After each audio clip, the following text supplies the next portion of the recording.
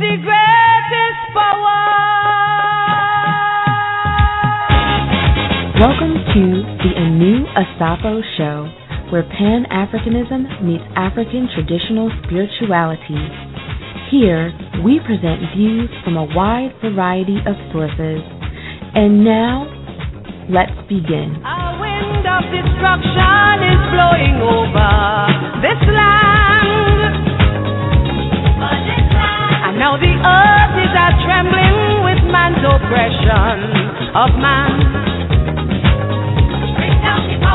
Now the time comes to sit down and rediscover what's life. Show the world the true meaning of real love, power, not strife.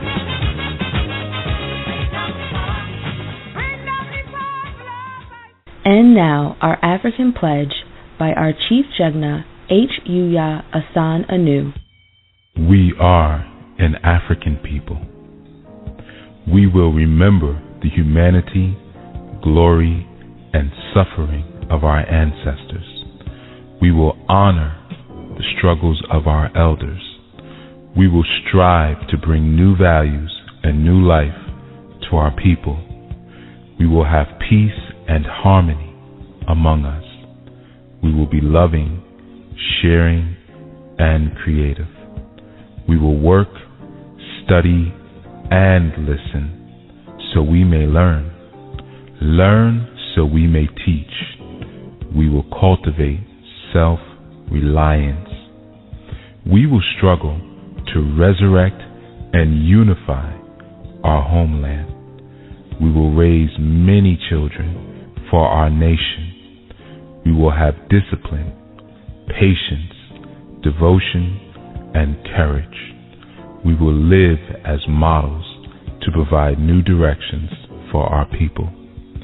We will be free and self-determining.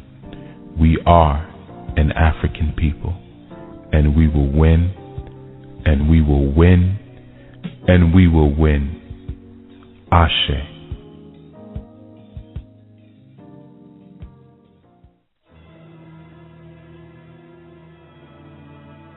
Today, we have a very special sneak peek of the segment, Your Vital Energy by Tamu Ngina. Please check her out at Tamu Ngina. Bring down the power of love, I say. Bring down the power.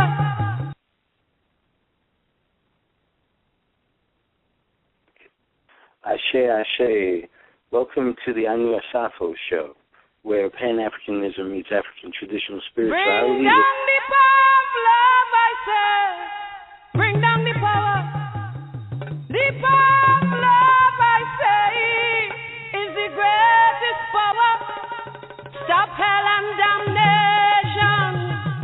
Bring down the power. Love to heal.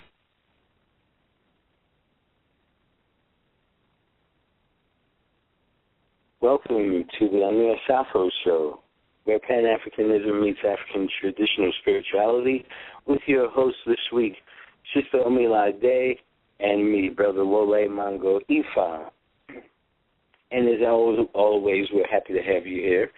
And this week, we have a special show lined up, and this show features a newly converted devotee of Ifa and Orisha, a young woman from the New Orleans area, and we're going to talk to her about her journey into consciousness. And we have a special pre-recorded program from our good sister Tamu, and we're going to get into that first, and then be back with this incredible new young sister. Now, Sister Kweli, are you there? We'd like you to introduce Sister Tamu's piece.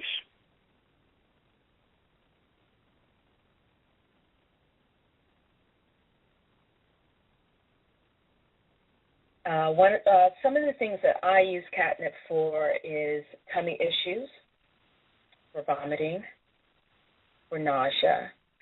You can also use catnip for colds. As soon as you start to feel a little bit uneasy, you can always get that little tickle in the back of your throat, and it sort of lets you know that, yeah, I'm about to get sick. That is when you want to make sure you start using your teas and your herbal remedies. Catnip is good for colds and flu. It is a sleep aid, and it also helps babies with colic. It can stimulate menstruation. Are you dealing with flatulence? Well, then catnip tea is for you. You can also use it externally on hemorrhoids. If you're going to use it externally on hemorrhoids, a lot of times you can go to health food stores or tea specialty shops and you can purchase empty tea bags, so you can fill up the tea bag with the catnip tea, soak it a little bit, and then use it in your hemorrhoids or whatever it is that you need to use it for. Catnip can also be beneficial for those dealing with drug addiction, as it can help with drug withdrawals. Some of the other uses for catnip is you can use it for your liver and kidney stones, the croup cough. For instance, whenever my son, I have a 3-year-old, and whenever he's feeling under the weather and might have a little bit of cough, I give him catnip tea. You want to make sure that you put honey in it because catnip tea does have sort of a funky little taste to it. It's not too bad, but you want to make sure you have a good amount of honey or some stevia in it. I do not recommend white sugar as it causes inflammation. In other words, it can cause you to have joint discomfort and joint pain. Catnip tea is also good for nicotine withdrawal. So if you are trying to stop smoking tobacco, catnip tea is for you. It's also good for morning sickness. It's good for dealing with shock, nervousness. It's a good pain reliever, skin issues, sleeplessness, stress, and tension. When I'm having particularly difficult time trying to get to sleep at night, or I need I want a little extra help to make sure I get a good night's sleep, catnip tea, hands down. It's good for nervous headaches, hiccups, hypoglycemia, indigestion, acne, bronchitis, and it's good for your circulation. There are many more symptoms that catnip tea is good for, so I suggest you go ahead and do your own research. The next herb I want to share with you is peppermint. Peppermint is not just for candy. It's scientifically known as Mentha piperita. And the parts used are the leaves, the stem, and the oil. Actually, I usually always carry a bottle of peppermint essential oil with me. I mentioned in one of the last segments, I mentioned lavender oil. I cannot remember if I mentioned peppermint oil, but peppermint, one of the great things you can do with peppermint is if you need a foot soak. Foot soaks are really good in helping you de-stress, deal with stress. If you have achy feet and achy overall body, warm up some water in a teapot on the stove, put it in one of those foot pans, a dish pan you can get from the dollar store, fill it up with warm water, then add the tea kettle with hot water and 2 drops of lavender oil, 2 drops of peppermint oil, Epsom salt if you have it, but if you don't, it's okay, but it does help. But just the lavender and the peppermint oil in the foot bath to soak your feet in warm to hot water, heaven, all I can say. Peppermint is one of the oldest herbal home remedies. It has been around. It has been used since the dawn of history, and it has been found in just about every society known. It's used to help with digestion. It can be helpful for the colon. It may be useful. You can use peppermint after the first trimester of pregnancy. It can help with morning sickness. It can help to control gas, nausea, diarrhea. If you're dealing with ulcerative colitis and Crohn's disease and IBS, peppermint can also be used for diverticulitis, flus, colds, colic, bronchitis, insomnia, heartburn, migraine, motion sickness, sore throats, mouth sores, fevers, and the list goes on. In my bodywork practice, I use peppermint oil. If I'm working on a client and they might have sinus issues, I can massage a little bit of peppermint oil into their fingers and into their toes, and that's really beneficial for them. I would recommend testing your skin a little bit because peppermint oil can be very, very strong. It's best to use it with a carrier oil. Do not use it on your face or anywhere near the genital region. Trust me on that one. Let's see. The next herb I want to share with you, well, actually, it's not really an herb. It's the inner bark of a tree, slippery elm. And its scientific name is Ulmus fulva. That's a mouthful.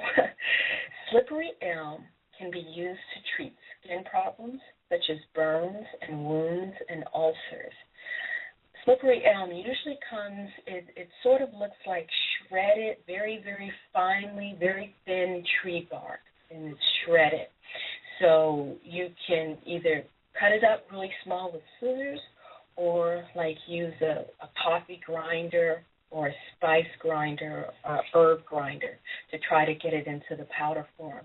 You can also buy it ready-made in its powder form, usually like at health food stores, or you can order it online, such places like Mountain Herbs or Frontier Herbs. You can also get it, you can get it as a tea as well. It soothes the stomach and it soothes the colon, and it can also be used as a suppository. It aids in digestion, and it is good for constipation. It is also good for inflammation. A lot of times wheat can cause inflammation of the gut, of your digestive tract. It can cause inflammation of your intestines. Slippery elm is really good for helping to soothe that inflammation. Slippery elm tea is good for your throat, for sore throats, for coughs, asthma, to help bring up phlegm. It's good for female problems, for dealing with herpes, internal inflammation, as I mentioned before, hay fever, pneumonia. Did I mention constipation? Slippery elm is good for a lot of things.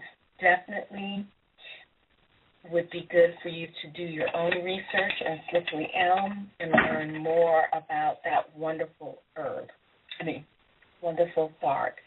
Now, last but not least, it happens to be my favorite, and this is a plant that everybody knows about. It has such a bad reputation because it is extremely invasive.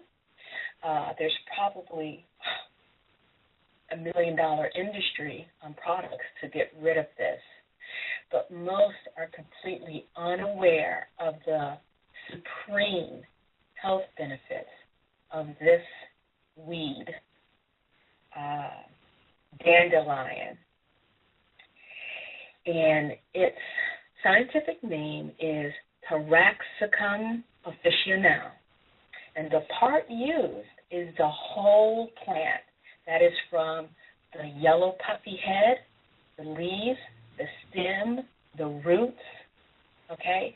This plant is so beneficial for you. It is so highly nutrient rich that is considered a very valuable survival food, okay?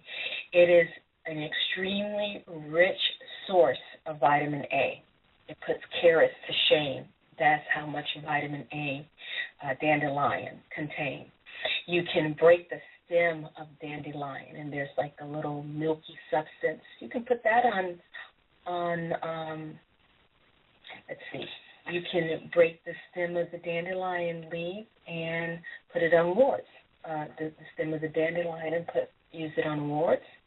Dandelion is extremely beneficial for the liver.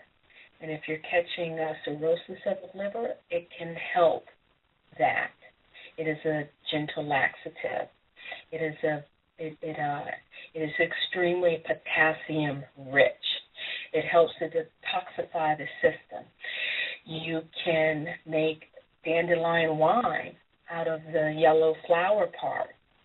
You can also take the yellow heads of the flower of the dandelion and put it in salads. Now, I have to warn you, dandelion is a little bitter, but it's that bitterness that is detoxifying and good for your body and for your liver. Like some people will say, well, you want to get dandelion in the early spring when they're young and maybe not so bitter.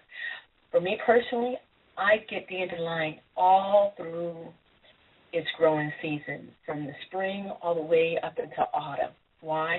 Because I know just how good it is for you, and you can acquire a taste for the bitterness. I mean, there's plenty of things worse than dandelion, a lot. I mean, it's not that bad.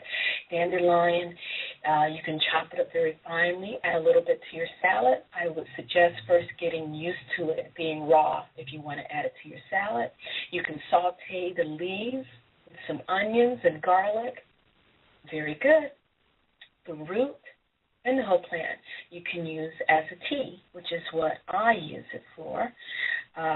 It's also, I mentioned that it's very rich source of vitamin A, and I just want to share with you what I had read recently is that usually a vitamin A deficiency is associated with cancer. In other words, wherever or whenever cancer is found, there's usually a vitamin A deficiency in the system. And dandelion greens help the enamel of the teeth. And let's see, what else is dandelion good for? It's good for acne, gas, hepatitis, hypoglycemia, indigestion, liver disorders, psoriasis, the pancreas, bowel inflammation, bronchitis, constipation, dermatitis. Oh, by the way, anytime you have skin issues like eczema, dermatitis, psoriasis, acne, it's related to your liver. So therefore, you want to consume foods and use, dandelion is definitely a whole food that can help detoxify your liver and help cleanse your system. It's very good for your system. Kidney infections, scurvy, skin, all sorts of skin eruptions, skin problems. It's good for ulcers. The list goes on. So I would suggest do your research on dandelion so you will also know just how good dandelion is for you. This earth that we live on, that I affectionately call Mother Earth, is here to support us. And if only we would learn to respect Mother Earth, respect the earth, and learn to live with the earth, and realize that a lot of the times the way society trains us, for example, dandelions in the spring and the summer, they're like the lawn's worst enemy. Everybody wants to spray herbicides on the dandelion, dig this dandelion up.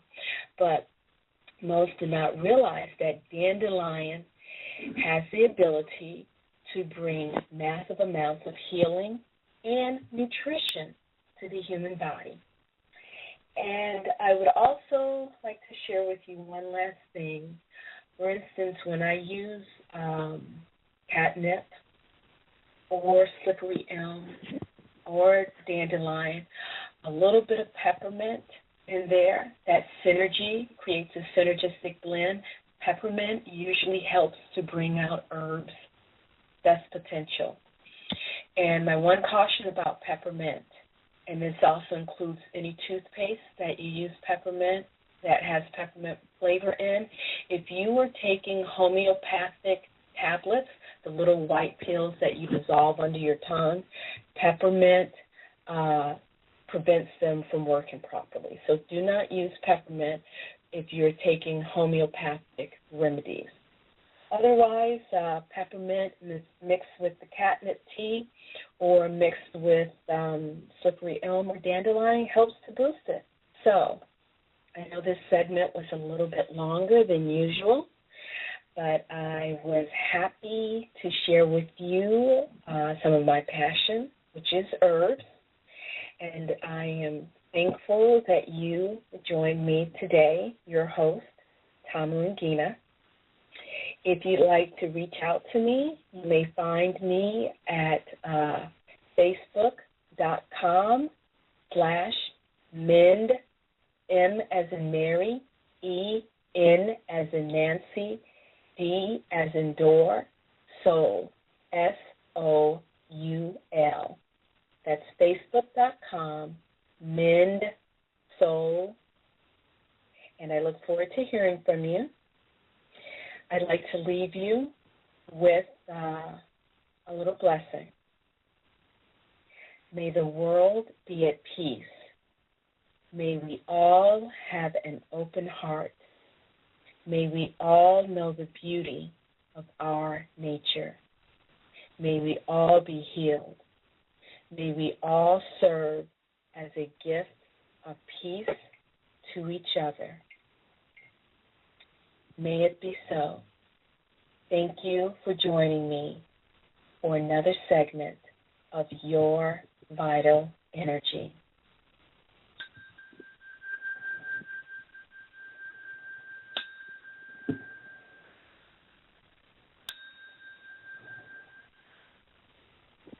All right, that was Tamu and Yuna with Your Vital Energy.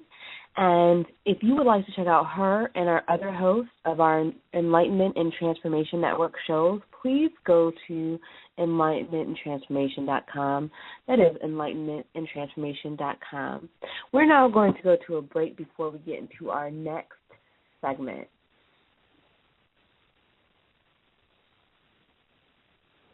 We thank you for your listening support and urge you to become an active participating member of the ANU community. Therefore, if you would like more information on ANU events and offerings, please sign up for our newsletter at anunation.org. That is ANUNATION.org.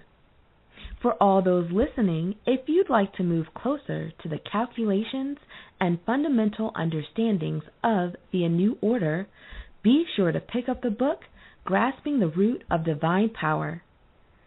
If you desire a spiritual reading to help you map your current spiritual position in the face of the world and learn the greatest pathways for your fortune in this season, or you would like to become a student of the ANU spiritual order, you can go to saduluhouse.org. That is SADULUHOUSE.org. If you would like to sponsor or advertise on this or any of our other broadcasts, please contact us at 1-800-ANU-LIVING. That is 1-800-268-548-464, or email us at questions@anunation.org. That is the word questions@anunation.org. For more information about Orisha and Orisha products, you can go to orishareligion.com. That is ORISHARELIGION.com. A New Nation thanks you for your continued support. Be well. Ashe, and it is currently 1/2 hour. You're with the Asafo show, where Pan-Africanism meets African traditional spirituality. Well, with your co-host, Sista Kweli, of course, and me, Brother Wole Mongo Ifa. And this week we have a special program. A lot of us have been working in the community, working in the African traditional spiritual paradigm for quite a while. But there are new people coming to the fold every day, and we get an opportunity to talk to one of the newest converts, if you will, from the land of Jesus into African traditional spirituality. Now, this is going to be very informative interview for not only people who are interested in getting more involved with Ifa Orisha, but also for people who've been in the game for a while and who teach other people. Through this interview, we'll hear about some of the concerns and and things of the young people and that community that's out there looking for information. But first, let's talk to our esteemed guest. Kweli Jennifer Jones is a New Orleanian and a mother of two. She's a young woman in her late 20s, and she is a new convert, if you will, from the Baptist church community in New Orleans to the Ifa Orisha community. So I'd like to first welcome our new guest, Kweli Jennifer Jones. Hello. Hi, thank you. Thanks for having me. It's great to have you here, and we are so happy to have you. You're going to share information with us that's going to help us all get a better understanding of how it is trying to navigate the terrain from the mindset of our enslaved ancestors to now a return to the tradition of the ancestors. So I don't mean to put you on the spot, but the first question I want to ask you is just how did you get into African traditional spirituality? Okay, it all started with turmoil in my life. It felt as though nothing was going my way. And no matter how hard I tried, and, it just didn't feel right. It didn't feel fair. It kind of, it started with a friend of mine. He kind of introduced me into looking at the Bible and the religion in a different way. He was saying how Jesus, when we're praying to Jesus, have you noticed things doesn't change? You have to look within, not outward. And he kind of went into a little, okay, I want to move along to how I see it now. We have to look within ourselves to want a better life, to want more out of life. Sometimes we get stuck in the everyday cycle of life, working a 9 to 5 or a part-time job or even an evening job. I know some single moms who work in evening jobs. I was one, and it kind of, for me, it woke me up when I saw that my son was failing in school. I'm at work while I didn't have any babysitters, so I didn't have a babysitter, so he was at work with me. And so he was failing in school. I wasn't able to really focus on his homework with him. When we get home after work, he's tired, I'm tired.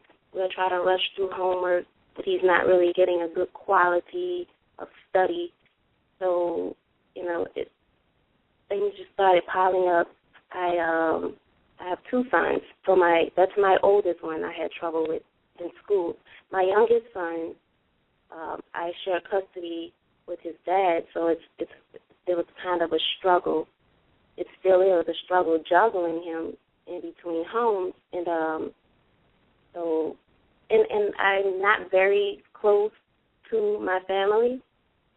I don't have my family's support. I kind of grew up.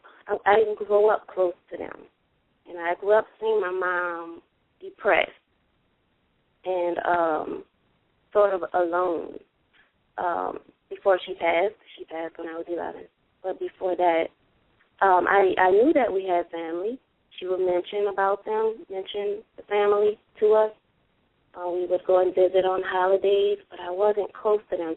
And I had a little taste of what family is, but I wasn't understanding what was going on. I didn't ask questions.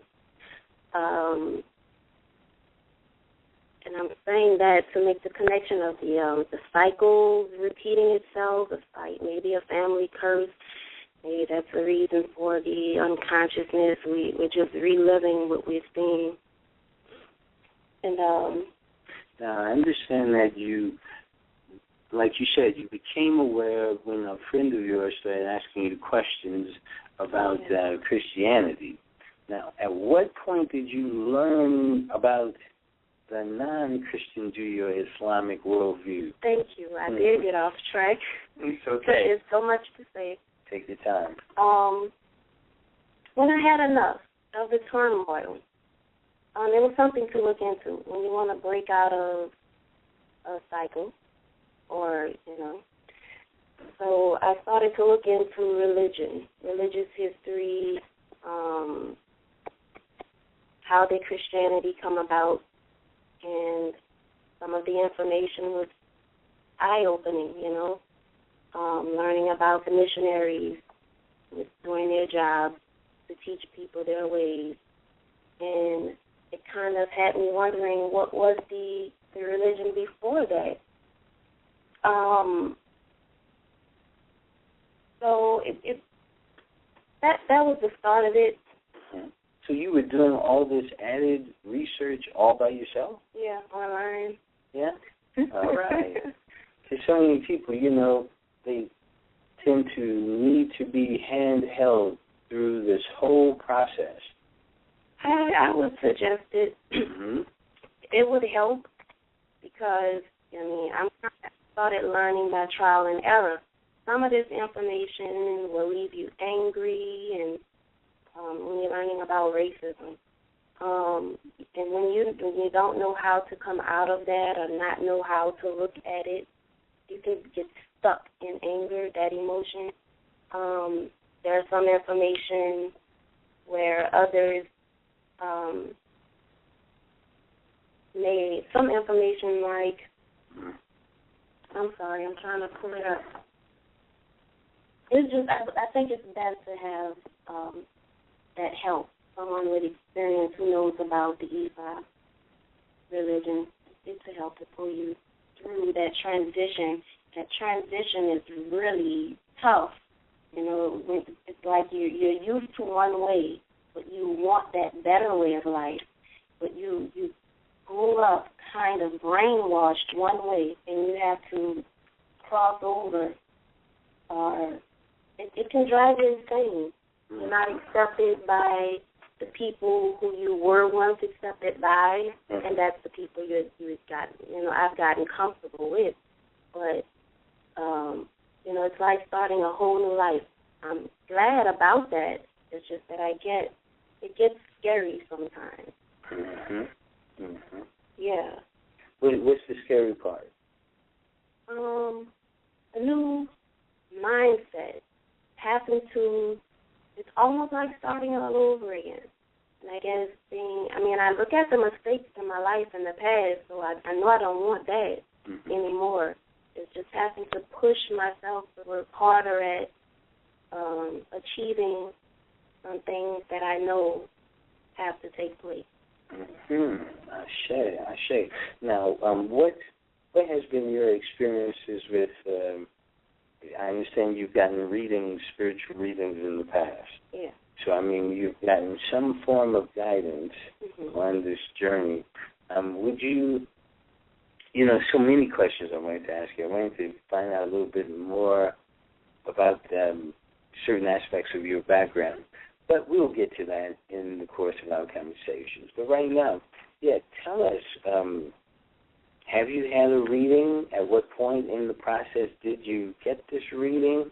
And what happened after that reading? Yes, the reading was part of the transition, the start of it.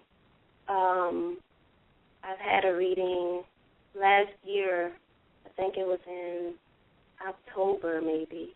No, September, August. I'm sorry.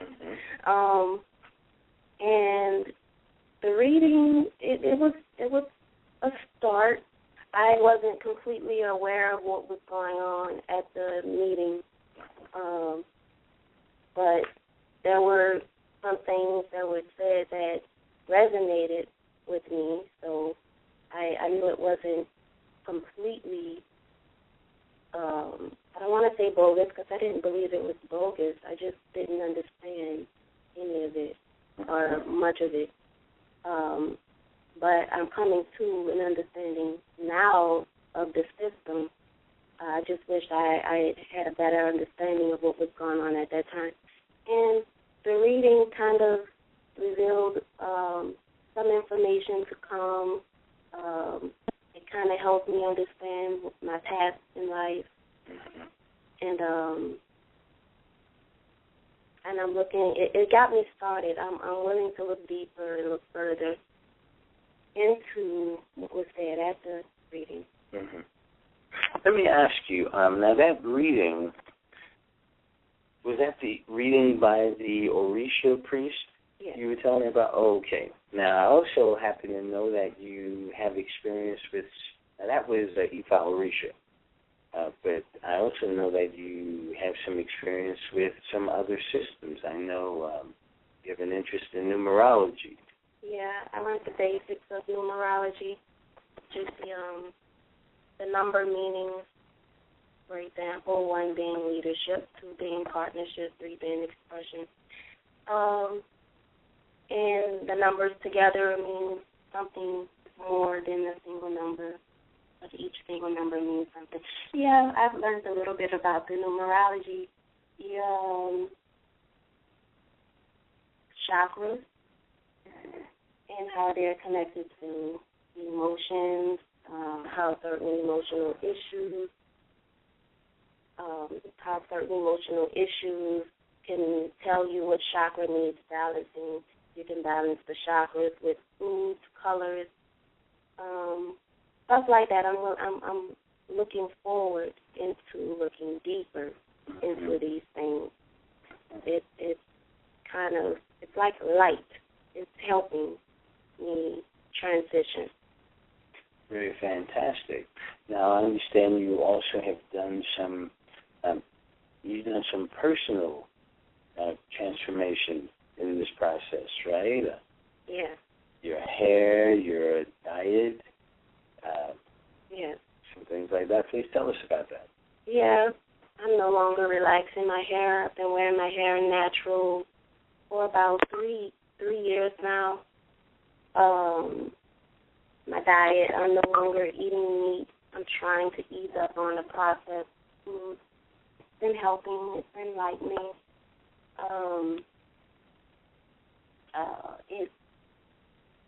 It's refreshing.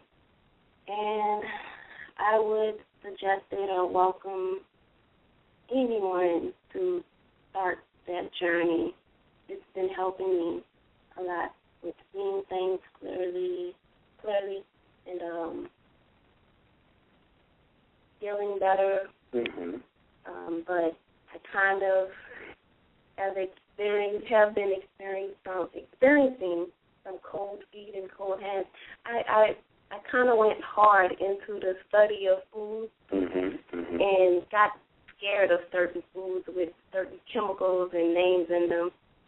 That's why I would suggest working with someone so you don't read these things and let it frighten you to that point. But I remember hearing about the cold hands and the cold feet relating to anemia.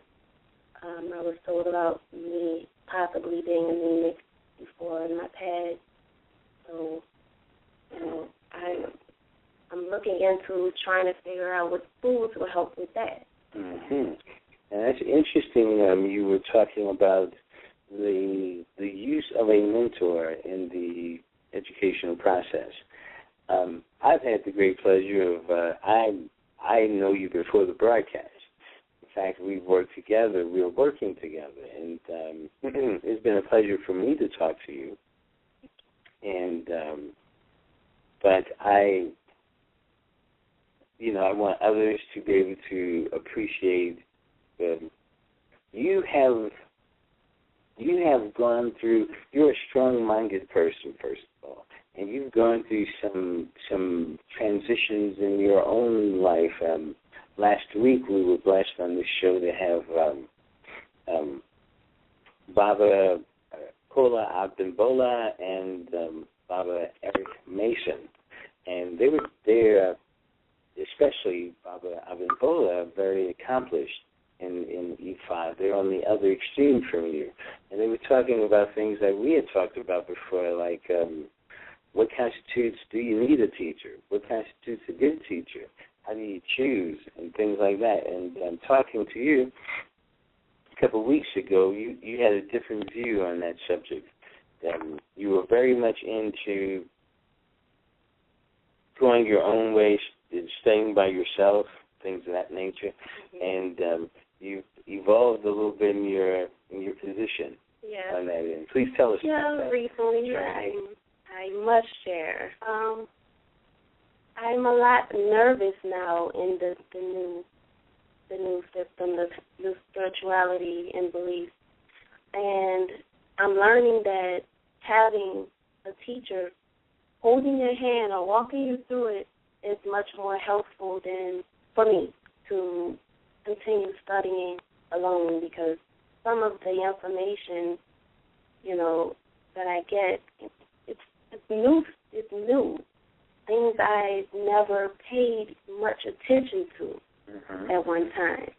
So realizing and waking up to it, it's a little frightening but exciting at the same time.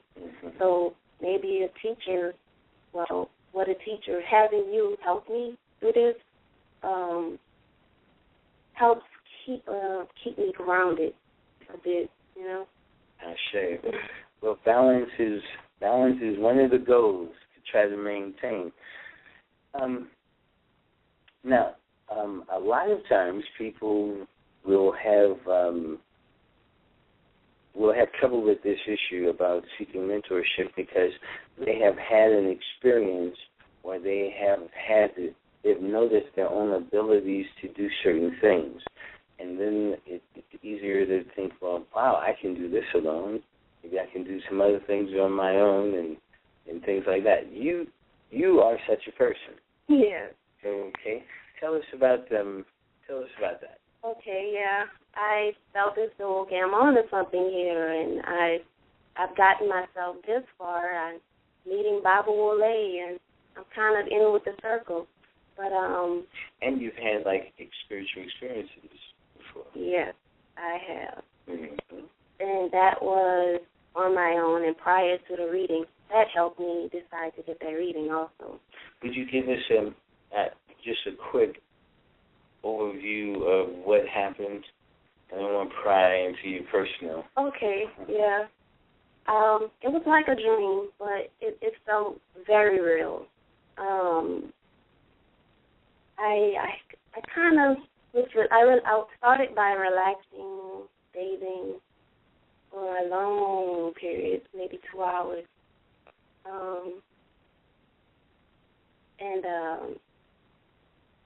so I relaxed and listened to some music. It was kind of like a meditational thing. Mm-hmm. And after that fast,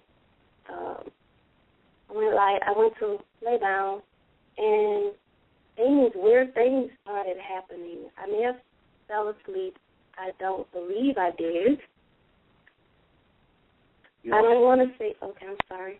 I'm sorry to interrupt. You also had a mirror in that bathroom. Thank you for it. Yeah, I did. And you did something with it. I looked myself in the eyes in the mirror and was asking why is everything happening the way it was in my life. And I kind of got my answer when I went to lie down. First it started with, it seemed like it kind of seemed like telekinesis, when you're making things happen with your mind. Is that what it's called, telekinesis? Yes. Okay. Yes. I think so.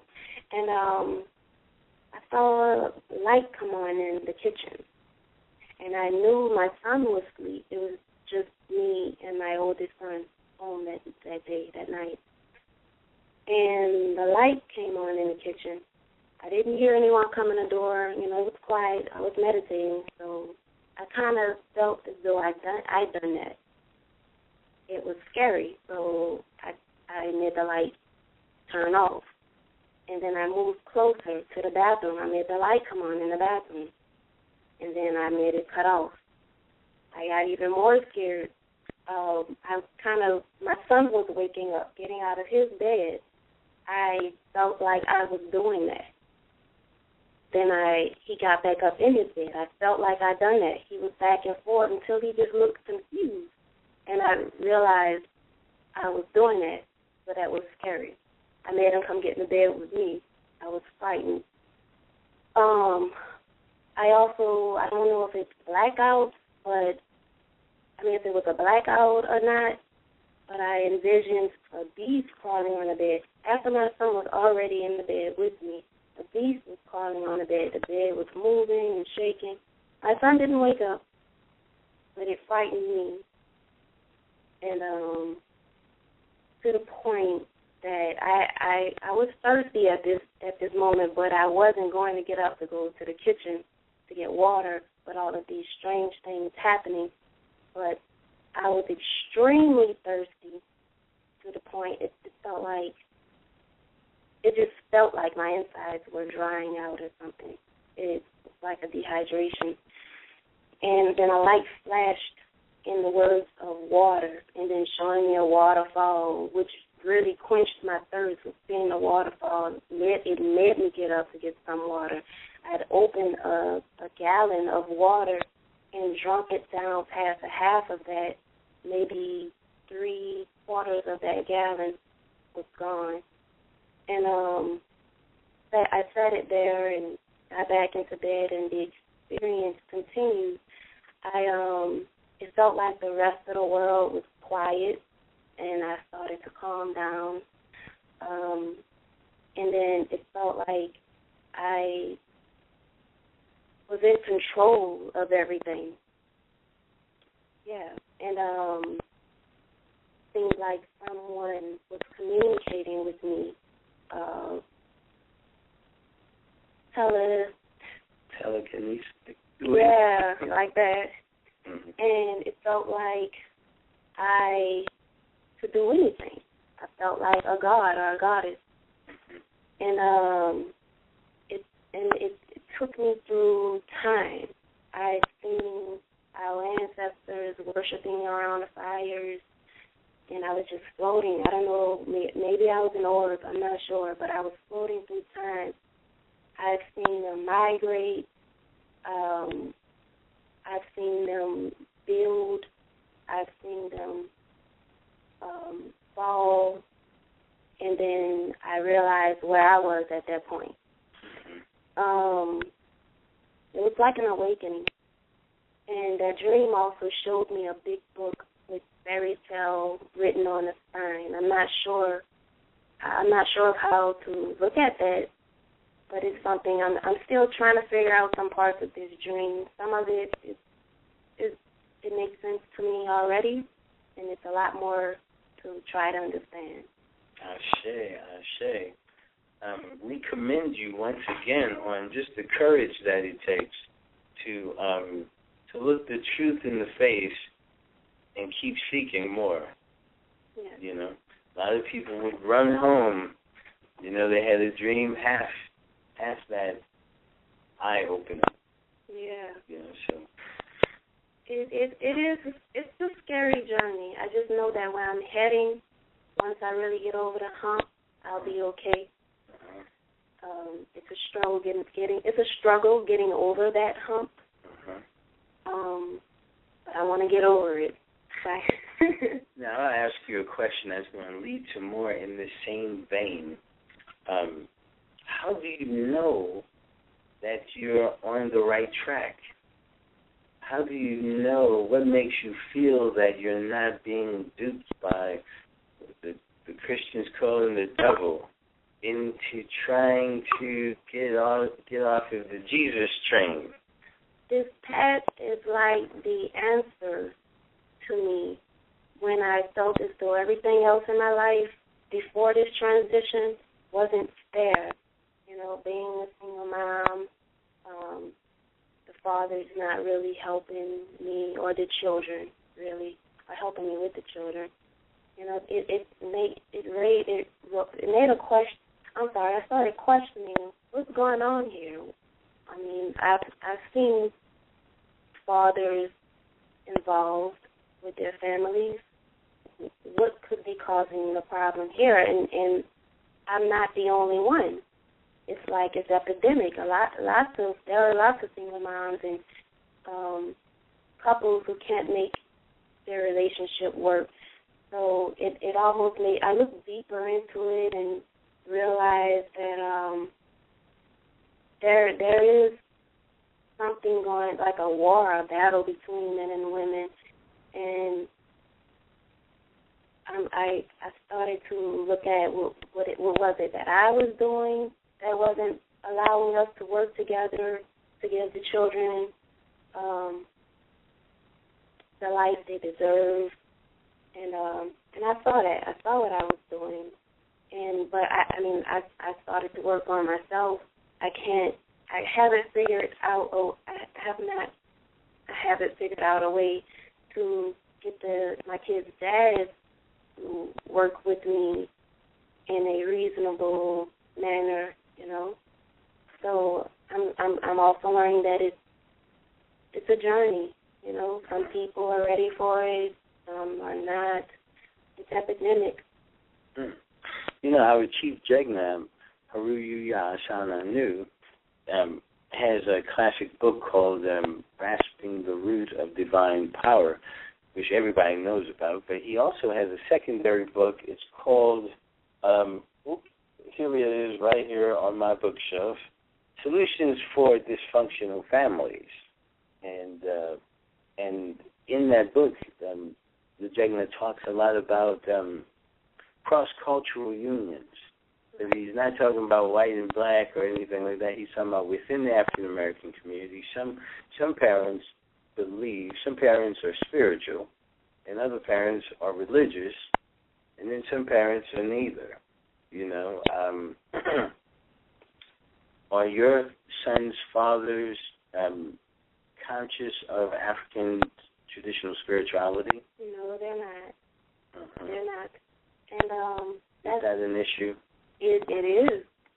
It is an issue now that I'm aware that there is an African traditional spiritual system, and it has been working for me, that's why I know that this isn't some devil thing that the Christian religion has been frightening me off.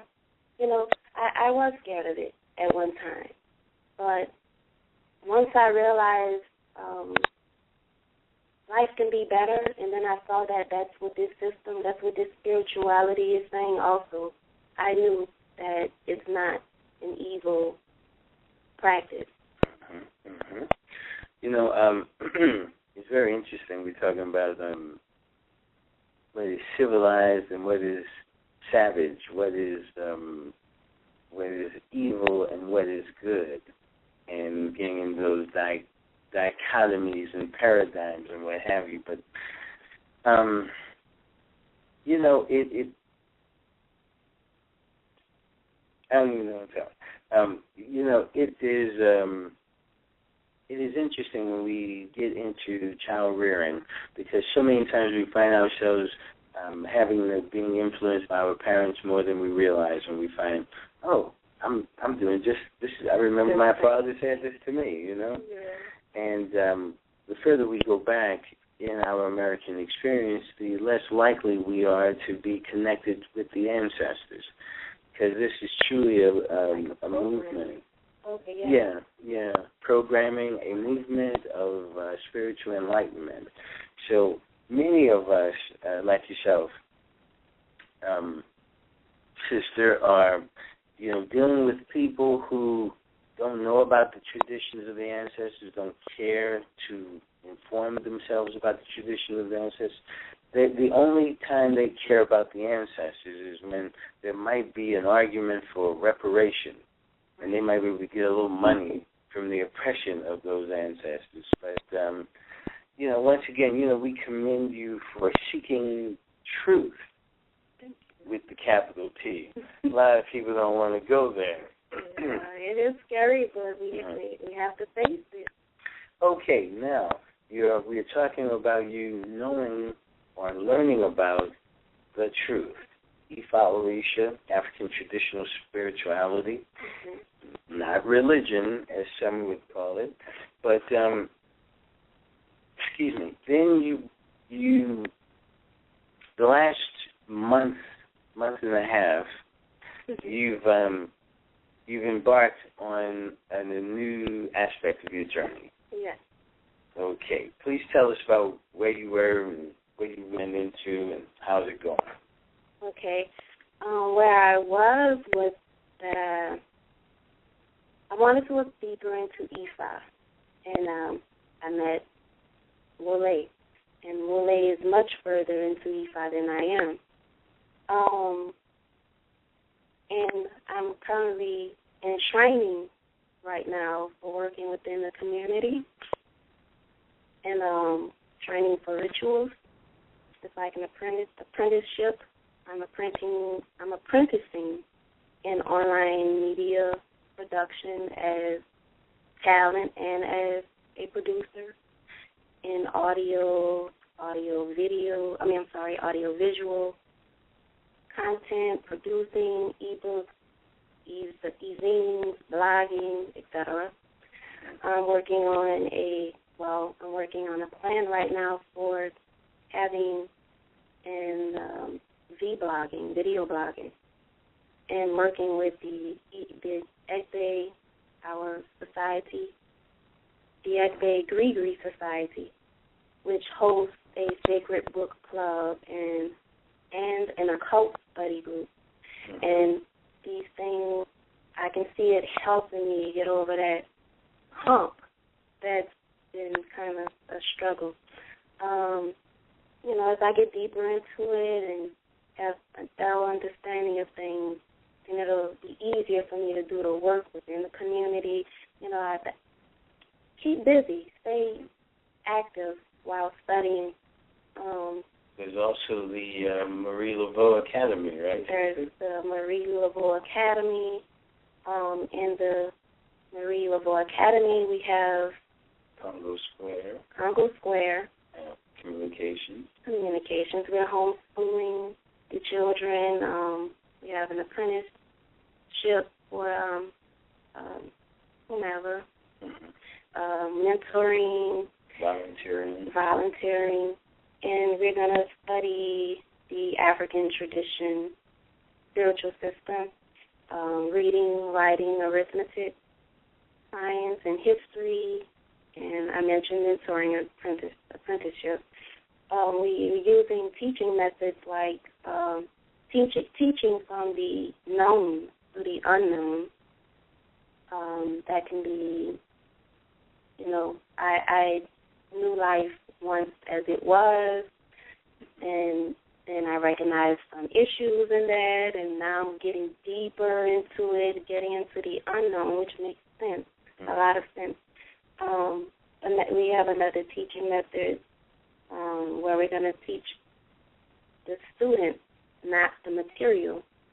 So we're going to pretty much meet the student where they are and walk them through it.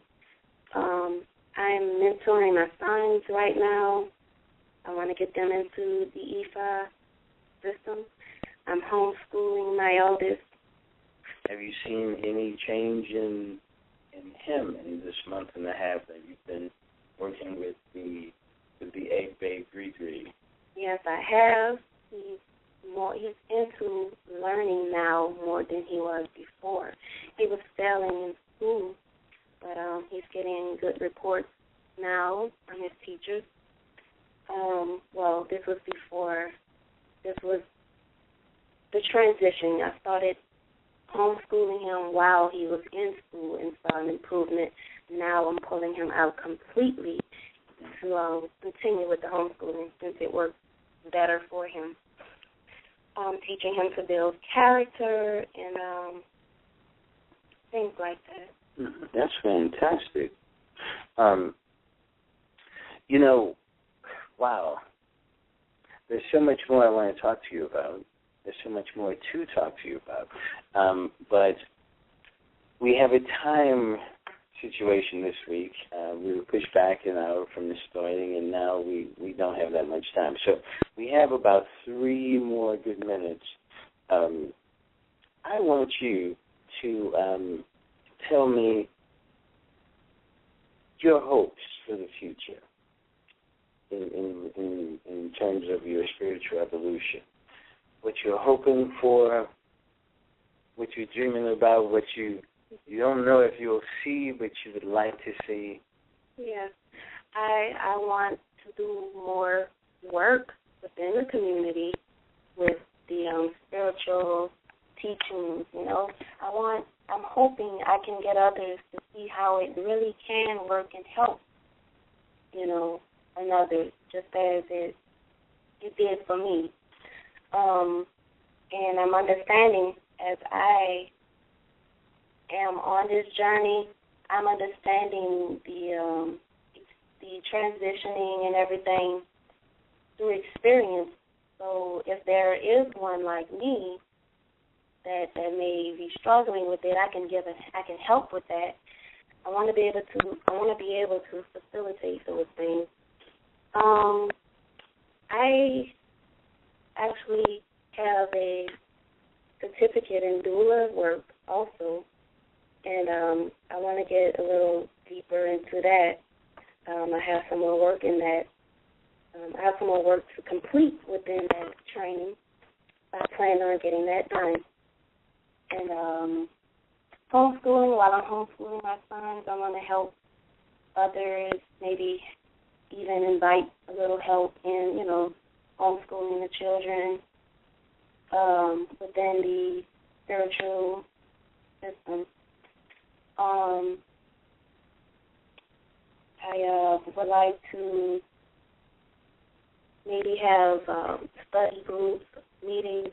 Well, I want to be able to help in progress, help making progress with the getting the Egg-Day Greek Society started.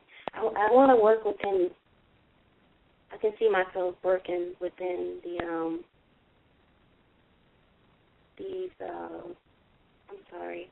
values of the community. Yes. Community. Thank you. Yeah.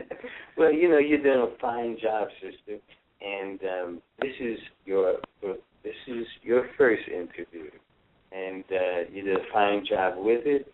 You've given us some great information to think about, to chew on, and we really urge people to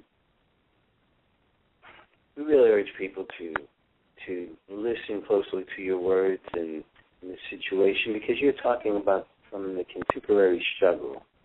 Yeah. And that of the sister, single mother, who makes up the backbone of our community. And here at the Asafo, what we want to do is we're developing a women's series. We want to bring in more women in front and behind the microphone, and we want to tell their stories more, so we're going to do that just to force us to put more female programming on. But on top of that, we also want to have women who are not part of just the women's series, but there's so many women. Yeah, I could see that helping a whole lot. Mm-hmm. The support is comforting. Mm-hmm. Well, we want to let people know how to contact you. And you do have a Facebook page, don't you? Yes, I do. Would you tell us that? Yeah, you can find me under the name Kweli Jennifer Jones, or the email Jennifer Jones, that's JenniferJones 310 @yahoo.com. I should come up. Mm-hmm. Excellent. And I want to let you know that you can also look for the Egg Baked Gree page on Facebook. And we want to thank the sister again, wish her all the best, and urge you all to contact her. Let her know that you appreciated what happened today. You are listening to the new Asafo show, where Pan-Africanism meets African traditional spirituality, with your host, Sister Omilade, and me, Brother Wole Mango Ifa. We've had the pleasure of sitting with Sista Kweli Jennifer Jones, and that's spelled Kweli, Kweli Jennifer Jones. And we want to thank you for being here once again, and urge you to come every weekend to learn what the new Asafo is up to. There's always going to be something very good for you and to you.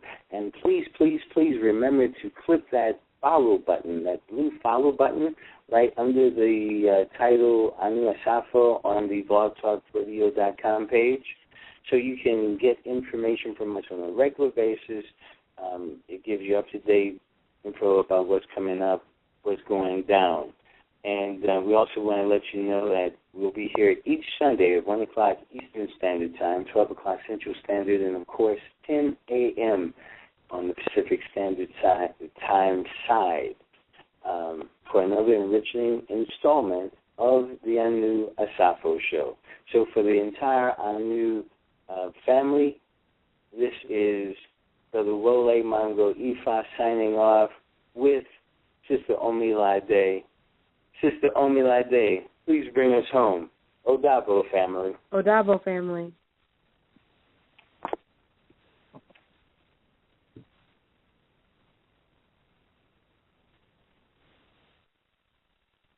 We thank you for your listening support and urge you to become an active participating member.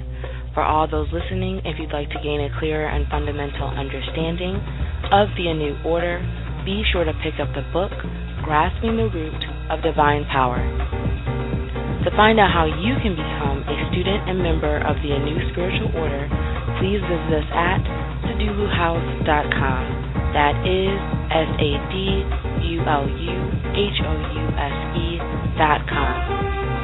Also, if you would like spiritual readings and assistance in your life as it pertains to your spiritual well-being and your divine purpose, please use the contact and scheduling forms to schedule a consultation with our Chief Jugna, Haru Yuya Asan Anu. Those forms are located at orishareligion.com. That is orishareligion.com, as well as are at saduluhouse.com. Also, sign up for the Anu newsletter for the latest happenings in the Anu community. The newsletter can be found by going to anunation.org. That is ANUNATION.org. If you'd like to become an on-air guest or sponsor on Anu Asafo or any of our other broadcasts, please be sure to contact us at questions@anunation.org. That is the word questions@anunation.org. Thank you for your continued support, and be well.